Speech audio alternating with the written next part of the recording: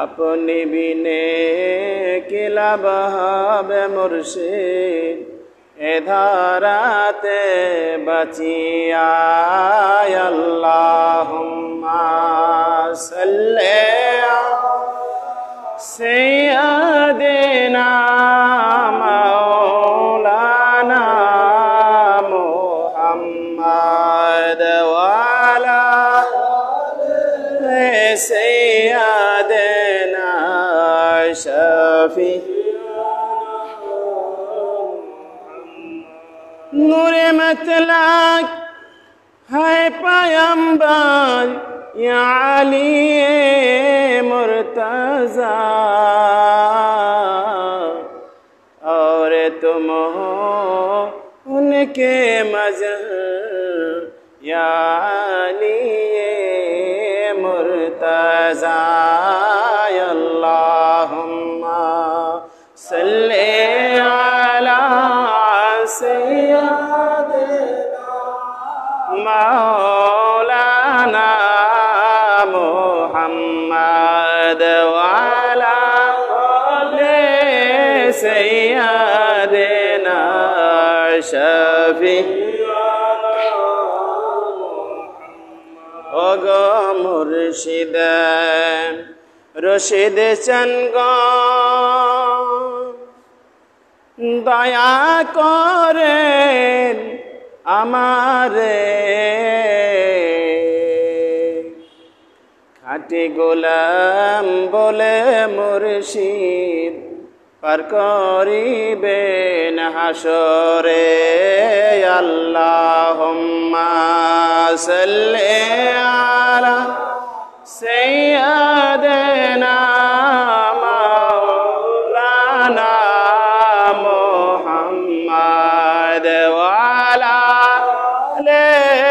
سيدنا شفيعنا محمد صلى الله عليه وسلم الحمد لله সকল প্রশংসা সেই মহান রব্বুল আলামিনের দুরুদ ও সালাম আকায়ে নামদার তাজদার মদিনা সরওয়ারে কায়নাত জাহানের বাদশা নবী আকরাম সাল্লাল্লাহু আলাইহি ওয়াসাল্লাম এবং তার আহলে বাইত পাক পাঞ্জাতনা তাহার মাওলা মুশকিল কুশা মা খাতুনে জান্নাত ইমাম হাসান ইমাম হুসাইন আলাইহিস সালাতু ওয়াস সালাম পাক দুরুদ ও সালাম আওলাদে রাসূল গাউসে পাক বড় পীর আব্দুল কাদের জিলানী আল হাসান আল হুসাইন আলাইহিস সালাতু ওয়াস সালাম পাকের দুরুদ ও সালাম আওলাদে গাউস ইবনুল গাউস মালিক ইবনে মালিক মাওলা ইবনে মাওলা হযরত সৈয়দ শাহ রশিদ আলী আল কাদরি আল হাসান আল হুসেন আলাইহিস সালাতু ওয়াস সালাম পাক দুরুদ ও সালাম ও তাজিম সেই মহামানব সেই গাউস সেই মাওলা সাজ্জাদ নশীন হযরত সৈয়দ শাহ ইয়াসুফ আলী আল কাদরি আল হাসান আল হুসেন আলাইহিস সালাতু ওয়াস সালাম পাক এর নূরে কদমে আজকের মহান পবিত্র উরুস পাক জিনার আজকে উরুস পাক তিনি আমাদের মাওলা ইবনে মাওলা গাউস ইবনুল গাউস মুর্শিদিনা ও গাউসিনা ও শাইখনা ও মাওলানা মাওলা সাকালাইন হযরত সৈয়দ শাহ রশিদ আলী আল কাদরি আল হাসান আল হুসাইন আলাইহিস সালাতু ওয়াস সালাম পাক তিনার নূরে কদমে ভক্তি রেখে আমি আমার আজকের সংক্ষিপ্ত আলোচনা শুরু করতে যাচ্ছি। সেই সুবাদে আমার আশপাশে এবং সামনে উপবিষ্ট আছেন আপনারা আশেকান আহলে বাইত, মুহিব্বান আহলে বাইত, আশেকানে মুস্তাফা, আশেকানে মওলা, আশেকানে পীর ও মুর্শিদ, পর্দার আড়ালের মা বোনেরা এবং বাহিরের আমার আওয়াজ যতদূর যাচ্ছে সকলকে জানাই আন্তরিক শুভেচ্ছা ও সালাম। আসসালামু আলাইকুম ওয়া রাহমাতুল্লাহি ওয়া বারাকাতুহু। যাক, আমরা সকলেই এই পবিত্র ওরস পাকে এসে আমরা সবাই খুশি না বেজার? আমরা সবাই খুশি এবং আনন্দিত যে মওলা পাক আমাদেরকে তিনার ওরস পাকে হাজির হওয়ার জন্য কবুল করে নিয়েছেন। এই জন্য বলি আলহামদুলিল্লাহ। যাক, এই অধম গুনাহগার যার নাম পাকের উপর আজকে ওরস পাক, তার গুণাগুণ বর্ণনা করে শেষ করতে পারবো না। তিনারা আসলে অতুলনীয়, তিনাদের সাথে কারো কোনো তুলনা নাই।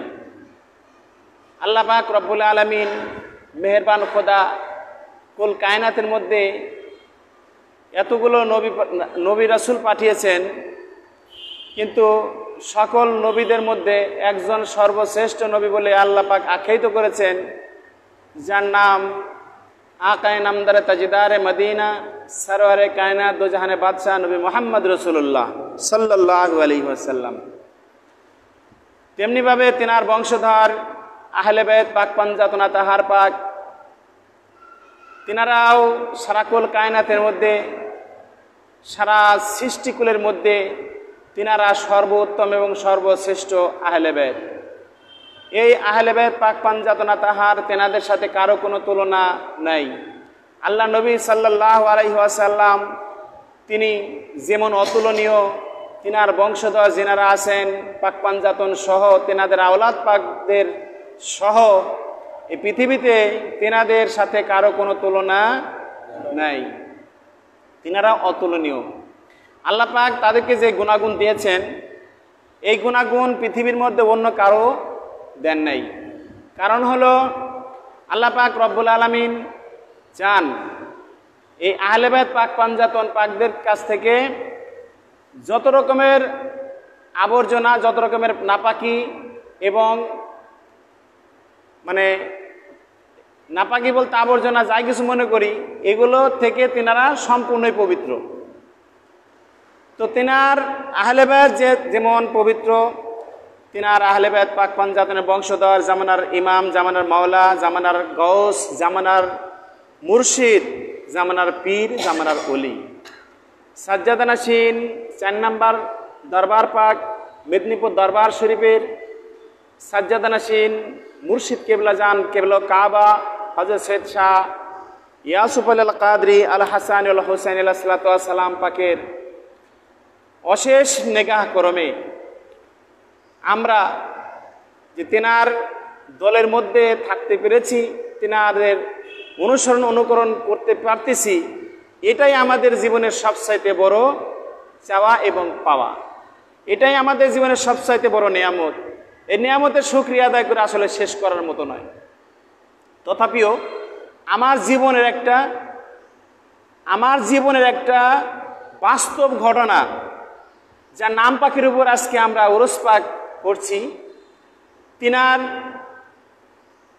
তিনি এই পৃথিবীতে বাশারিয়া সুরতে থাকাকালীন আমার জীবনে একটা ঘটে যাওয়া একটি বর্ণনা আপনাদের সামনে তুলে ধরব। 2010 সালে মাদ্রাসা পাক উদ্বোধন হওয়ার 1 বছর পর 2010 সালে ওই মাদ্রাসা আমি ভর্তি হই। তো ভর্তি হওয়ার মে অথবা জুন মাসের মধ্যে আমি একটা অসুস্থতার মধ্যে পড়ে যাই। কেমন অসুস্থ বর্ণনা করতে গেলে অনেক সময় প্রয়োজন, আমি সংক্ষিপ্ত আকারে বলছি। তো তখন তো আমি মাদ্রাসার ছাত্র, আমি 2010 সালে তখন মাদ্রাসার ছাত্র, যে মাদ্রাসা দৌলতিয়া খানকা পাকে আঞ্জুমানে কাদরিয়া মাদ্রাসা তো সাবিল হাসান দাখিল মাদ্রাসা নামে পরিচিত। এই মাদ্রাসার ছাত্র হওয়াকালীন একটা কঠিন সমস্যার মধ্যে আমি পড়ে গেলাম, মানে অসুস্থতার মধ্যে পড়ে গেলাম। তো তখন আমার টিচার, আমার শিক্ষক মহোদয়, রাত তখন 7টা বা 7:30 এরকম বাজে, প্রচণ্ড বৃষ্টি, মেঘ গুরুম গুরুম করতেছে। সেই সময় হঠাৎ করে আমি অসুস্থ হয়ে যাই। তো যখন খবর পাওয়া গেল, খবর পাইল আমার উস্তাদগণ যখন খবর পাইল, তখন সঙ্গে সঙ্গে আমার মালিক পাকের কাছে আর্জি করলেন। মালিক পাকের কাছে আর্জি করলেন মৌলানা রুকনুদ্দিন সাহেব কাদরি, তেনাকে অনেক শ্রদ্ধা করি। তিনি আমার জন্য মালিক পাকের কাছে আর্জি করলেন। মালিক পাক, আমি বলতে পারবো না যে মালিক পাক আমাকে কিভাবে যে আমি আসলে মৃত্যুর ঘর থেকে আমি ফিরে আসছি। তিনি আমাকে বাঁচিয়েছেন। তিনি আমাকে হায়াত প্রদানের মধ্যে আল্লাহ তাআলার সাথে কথোপকথনের মাধ্যমে আমার হায়াতটা আমার মুর্শিদ পাক ফিরিয়ে দিয়েছেন। যাই হোক, মালিক পাকের কাছে আর্জি করার পর মালিক পাক পরের দিন মালিক পাক আমার সাথে একটু কথা বললেন মোবাইলে। যাই হোক, এটা আমার জীবনের সবচেয়ে বড় চাওয়া ছিল, সবচেয়ে বড় পাওনা ছিল। আমার বাবারও পাওনা ছিল, আমার বাবারও চাওয়া ছিল, আমার মায়ের একটা স্বপ্ন ছিল, আমার বাবারও একটা স্বপ্ন ছিল যে মাদ্রাসা আমার ছেলে পড়বে, এই মাদ্রাসায় লেখাপড়া করবে, একজন আলেম হবে। তো সেই সময়তে আমি মনে করি যে আমার বাবা মায়ের দোয়াটা আমার মালিক পাকের কাছে কবুল হয়ে গেছে। সেই কবুল হওয়া দোয়াটা কিভাবে দেখেন, মালিক পাক আমাকে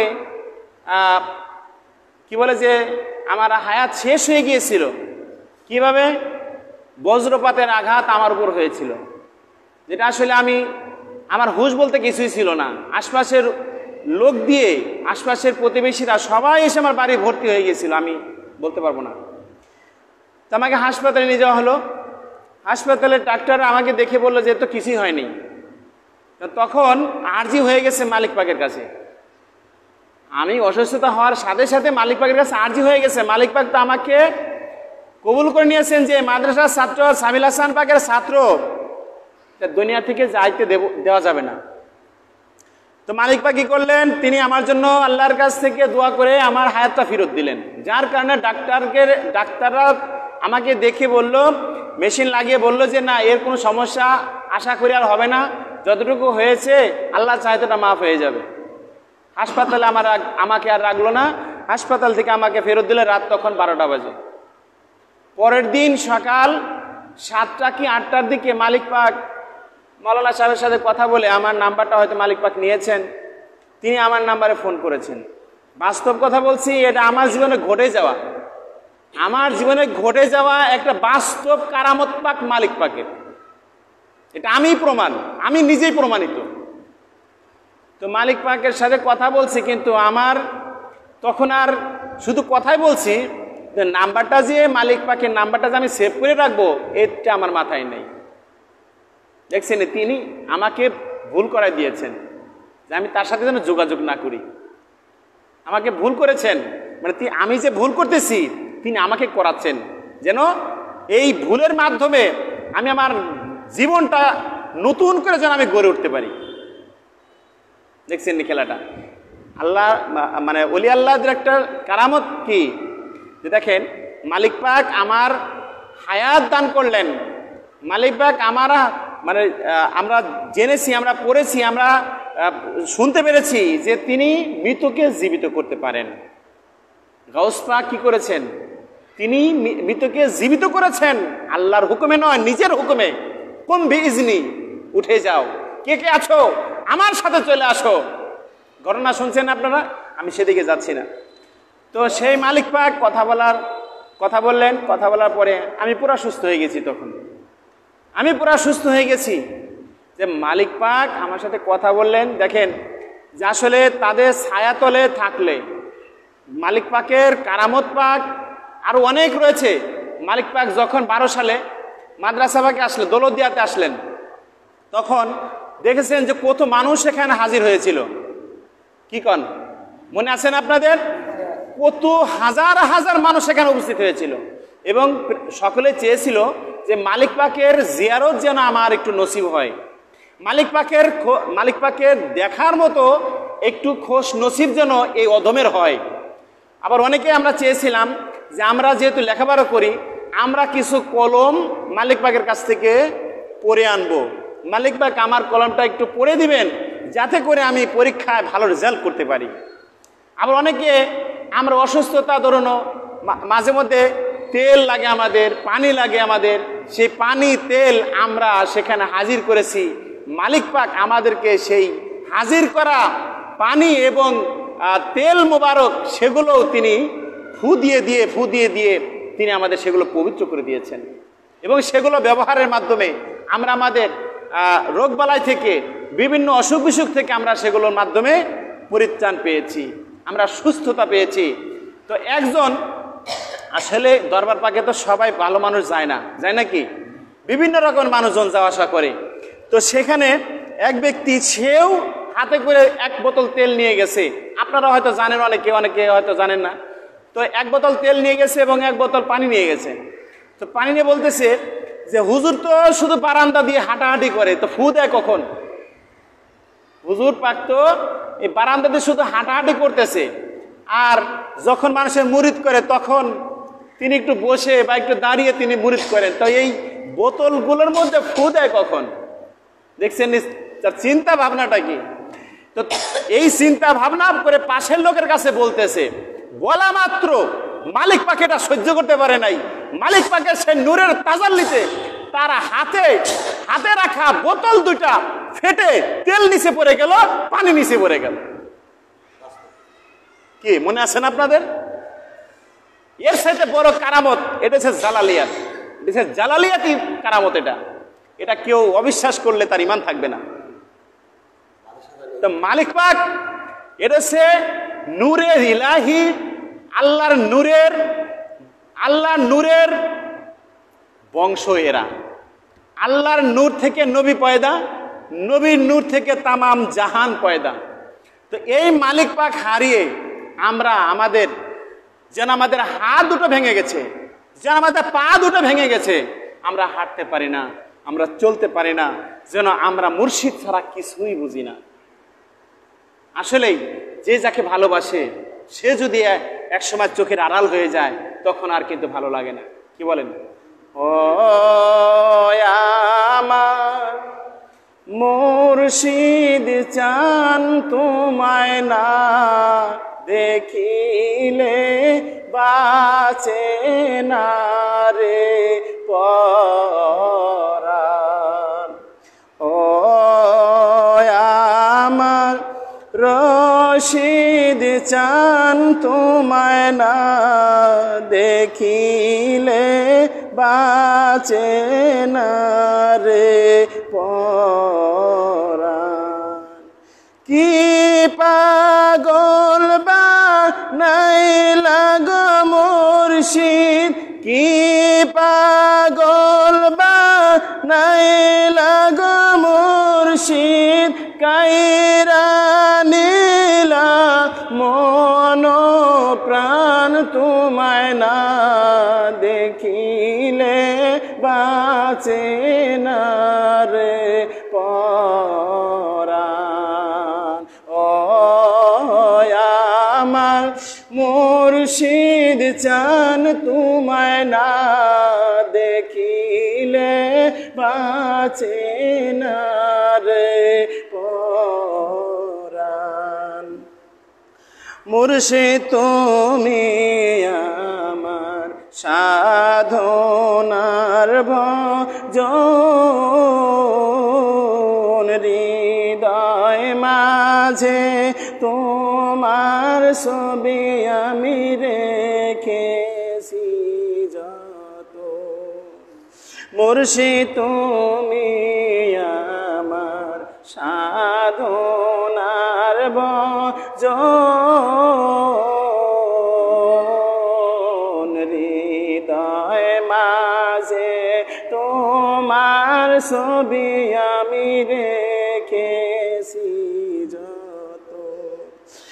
আর কত কাল থাকব আশায়, আর কত কাল থাকব আশায়, মুর্শিদ দেখে চেয়ে দিন ফুরায় তোমায় না দেখিলে বাঁচে না রে পরাণ।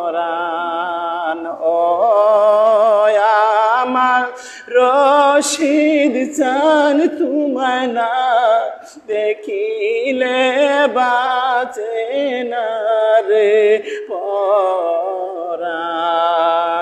আর কত কাল থাকবো আশায় মুর্শিদ, আর কত কাল থাকবো আশায় মুর্শিদ, পথ চেয়ে দিন ফুরায় তোমায় না দেখিলে বাঁচে না রে পরাণ।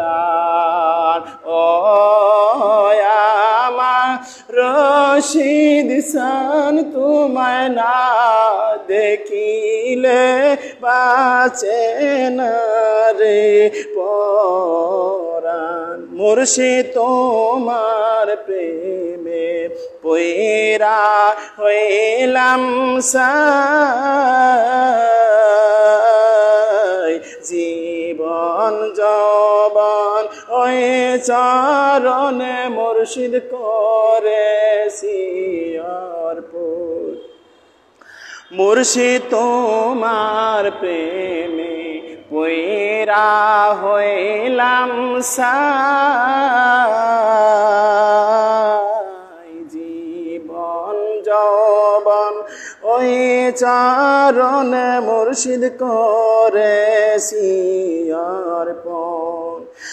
আর কত কাঁদাইবা মোরে মুর্শিদ, আর কত কান্দাইবা মোরে মুর্শিদ, দেখা দাও হৃদ মাজার তোমায় না দেখিলে বাঁচে না রে পরাণ। ও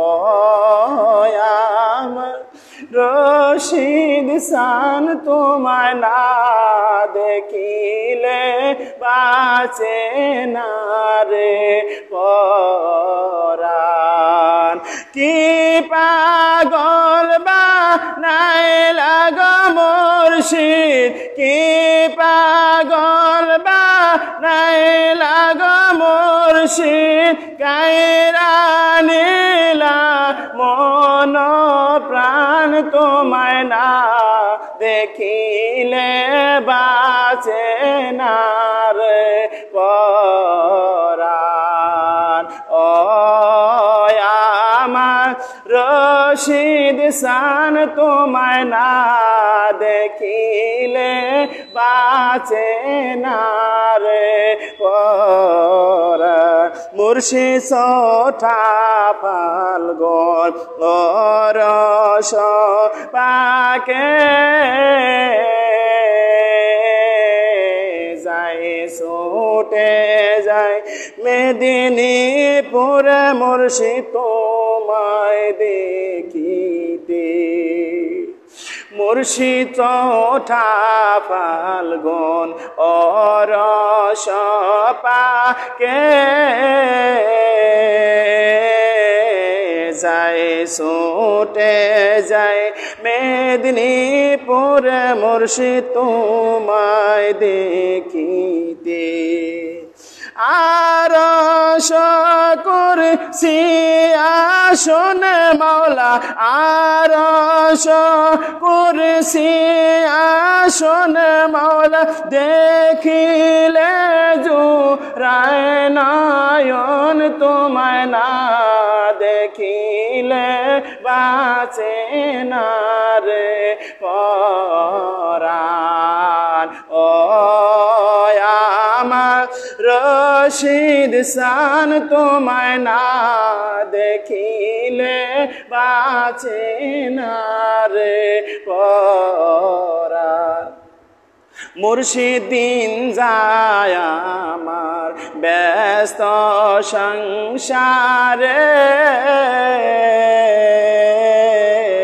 সন্ধ্যা হলে পরে মনে আমি কাঁদি নীরলে। মুর্শিদ দিন যায় আমার ব্যস্ত সংসারে, সন্ধ্যা হলে পরে মনে আমি কাঁদি নীরলে, আর কত কাঁদিব আমি মুর্শিদ, আর কত কান্দিব মুর্শিদ, কেন্দে কেন্দে পোহাইরা তোমায় না দেখিলে বাঁচে না রে পরাণ। ও আমার রশিদ শান, তোমায় না দেখিলে বাঁচে না রে পরাণ।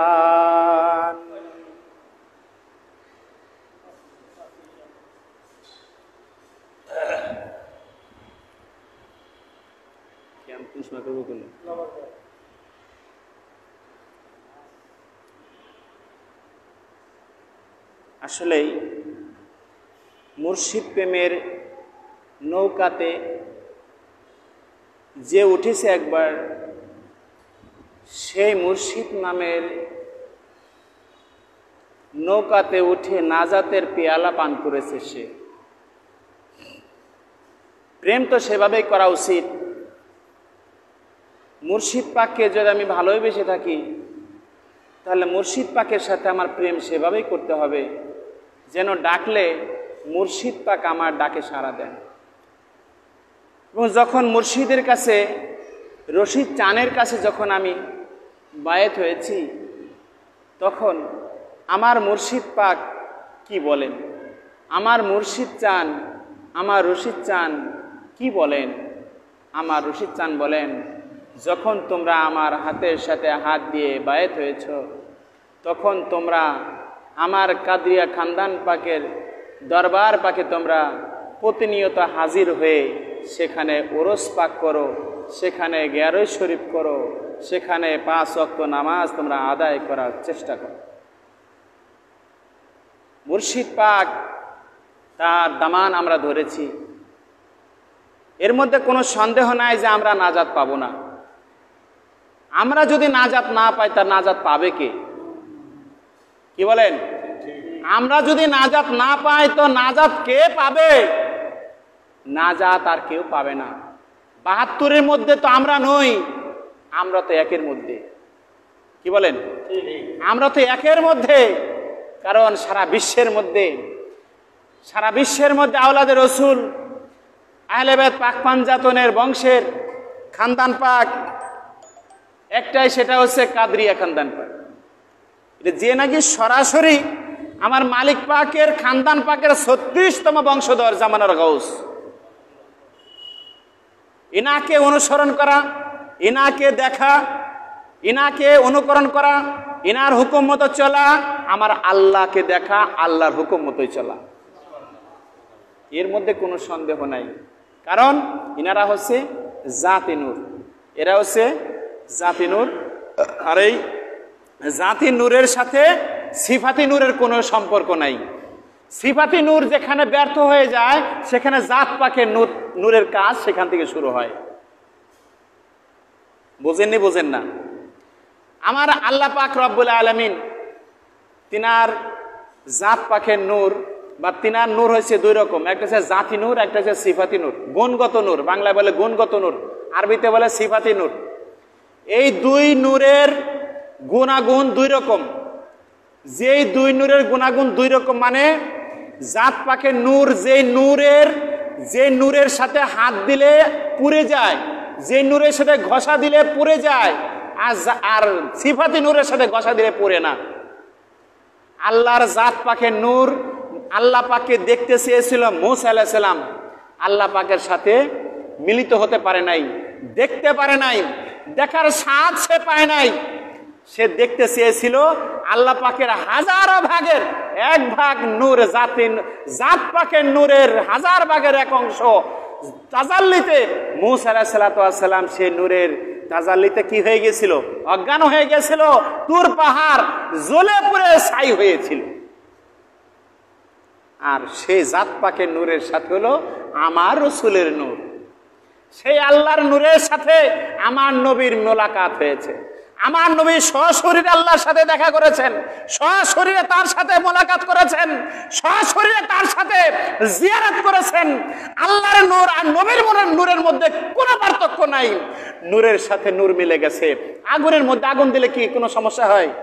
কতক্ষণ নূরের মধ্যে নূর ঢুকে গেছে, নূরের মধ্যে নূর সংঘর্ষ হয়েছে। এই যে নূরের সাথে নূর সংঘর্ষ হইলে ওইখানে কোনো সমস্যা হয় না, অর্থাৎ ওই নূর দ্বারা কখনো ক্ষতি হয় না।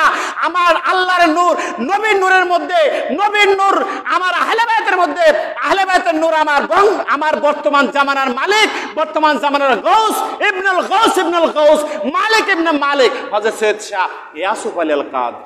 সুবহানাল্লাহ। তিনার নূর অর্থাৎ তিনাকে দেখা, আল্লাহকে দেখা, তিনার হুকুমতে চলা, আল্লাহর হুকুমতে চলা। তিনার দেখার মধ্যে, আল্লাহ দেখার মধ্যে কোনো পার্থক্য নেই। মালিক পাক আমাদের সকলকে বোঝার এবং এর উপর প্রতিষ্ঠিত থেকে আমরা যেন সকলেই ঈমান এবং আহলে বাইত পাক পাঞ্জাতনের মহব্বত ভালোবাসা নিয়ে যেন আমরা সকলে কবরে যাইতে পারি। আখির দাওয়ানা আনিল হামদুলিল্লাহি রাব্বিল আলামিন। আসসালামু আলাইকুম ওয়া রাহমাতুল্লাহি ওয়া বারাকাতুহু। এখন আসরের আজান হবে, আজানের পরে নামাজ